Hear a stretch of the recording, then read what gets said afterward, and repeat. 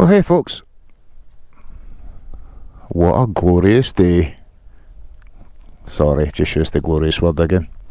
To be fair, but it is. It's been cloudy the whole way over here. I'm just near Falkirk, which is sort of down that neck of the woods.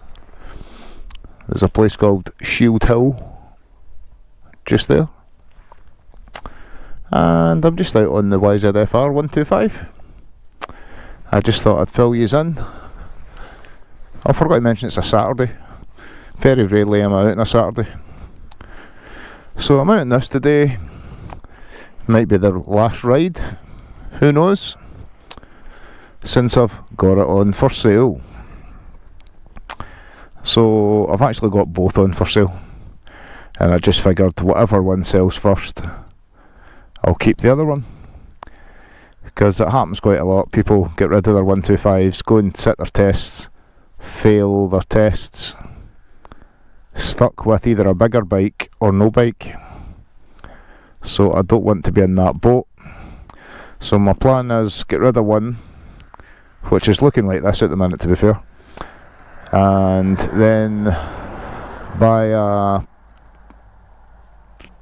say, 1999, 98, something from then on forwards, nothing older than that, for me to learn the art a bit more, the craft, learn the craft, there we go, there's a word for it.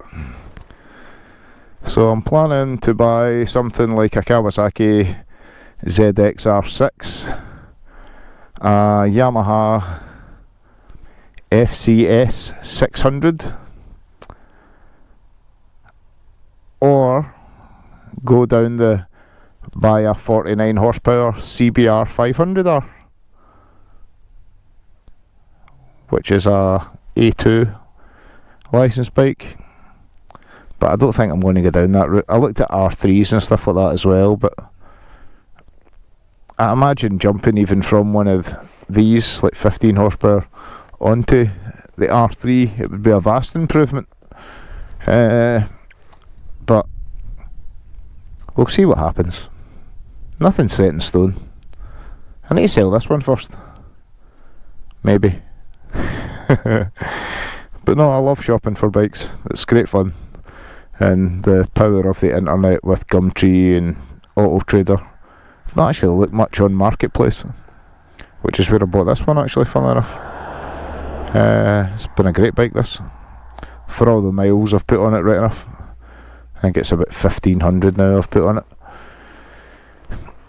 but it's a good little bike, it's good fun. Oh, give me a little bit of air. It's quite warm today. It's just nice, in fact, it's just nice. I was nearly putting the leathers on, but I held off. I thought, oh no, it looks a bit cloudy, I'll just wear the textiles. And I'm running on GoPro battery alone without my anchor charger, or power pack, whatever you want to call them.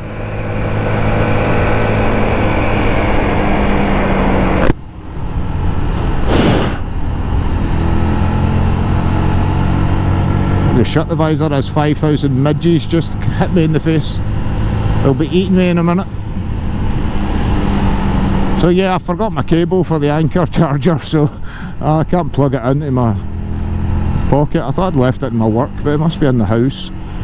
I'd went up to my work, I'd had the MT down the road, the house, and I went to take it out yesterday and the battery was flat again. So that's given me a headache. The only thing I've done different was connected on a USB socket directly onto the battery. So even though it's got a switch on it, and when you switch it on there's a light, so when it's switched off there's no light, so I assume that wouldn't drain the battery, but I'm only assuming that. So what I've done is I've just disconnected it. I was only using it when I was going away trips and stuff. It's quite handy for charging phones, and I was actually charging my GoPro batteries on the double charger while I've been away the last couple of times. But with using the Anchor charger or the Anchor battery pack in my pocket and plugging it directly in, it's a great way to do it, because you're only getting, it's not even, is it an hour and a half or something you get out of the GoPro Hero 9 batteries? I don't imagine the 10 will be much better.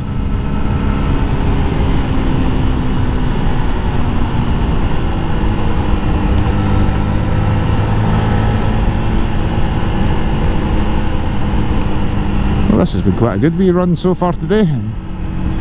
My wife was working this morning and my strict orders were go to Loop and Scoop on Great Western Road in Glasgow and get her some churros. If anybody knows what churros is, they're like a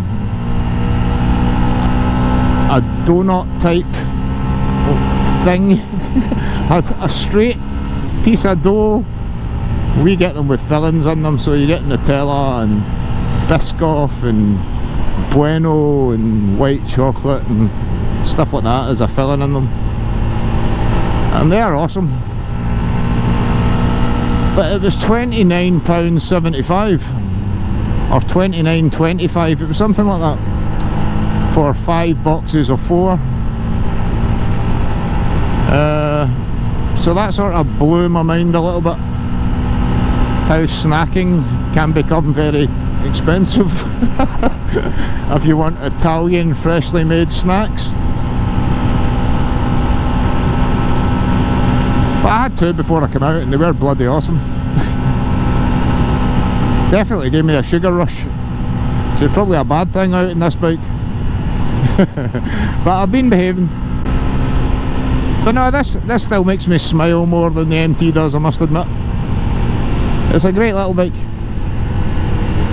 I would highly recommend this to anybody that's wanting one.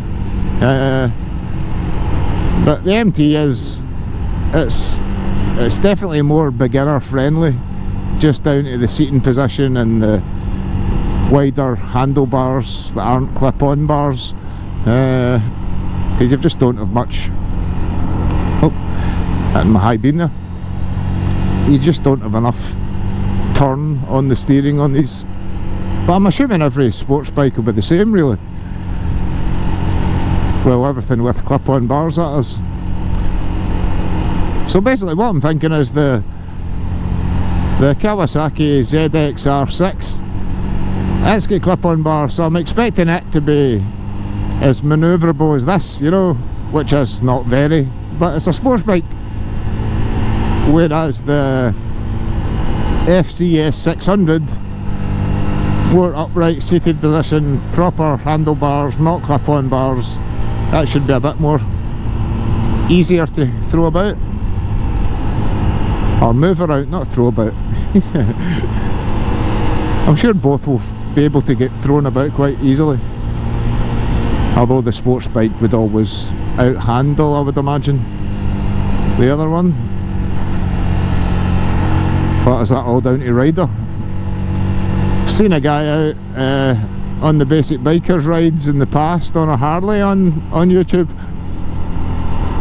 and it turns out it's Davey and Kev's dad, I forgot his name, and he had a Harley and he's keeping up with the naked and the sports bikes in the corners and everything. He's throwing it about, but he's calmed down now, supposedly. He's got a lovely MT-09, not an MT-09 SP like his son Kev has, which is a beautiful bike. Love talking about bikes, and there's a bike. That's a beautiful bike. That was away with the camping with the basic bikers, and I actually asked him if I could sit on it, and he's like, "I ain't bother." So I got a seat in it, and it was nice. I made sure there was no zips going to touch his tank or anything like that, no keys or buckles hanging out my pockets. I was naked, alright folks, I was naked and drunk.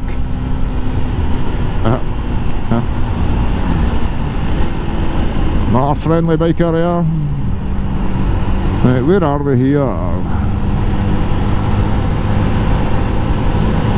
Oh, there's a sign there. Cumbernauld or Airdrie. Oh, I know where I am now. I know where I am now. Ah, well, just go back this way, I guess.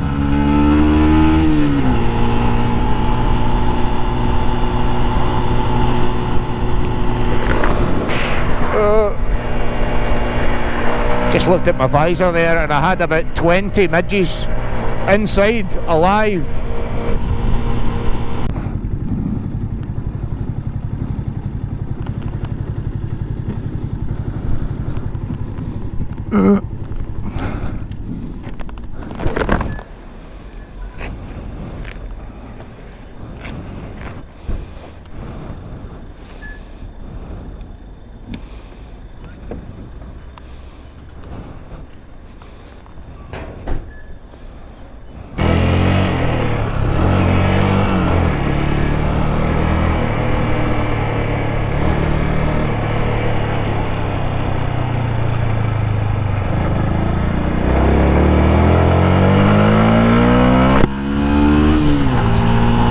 Well, that was pish.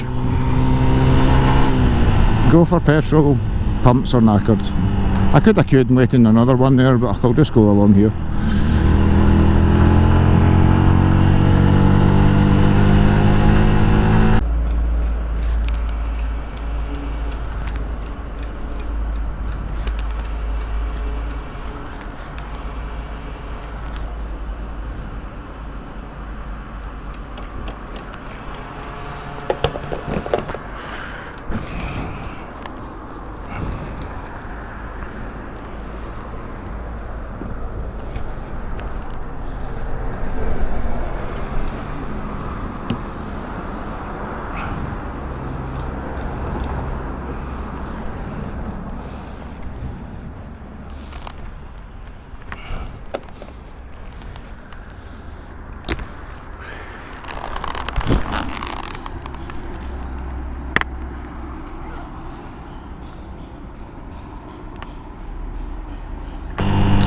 Well, cheers for watching, folks, and cheers for joining me.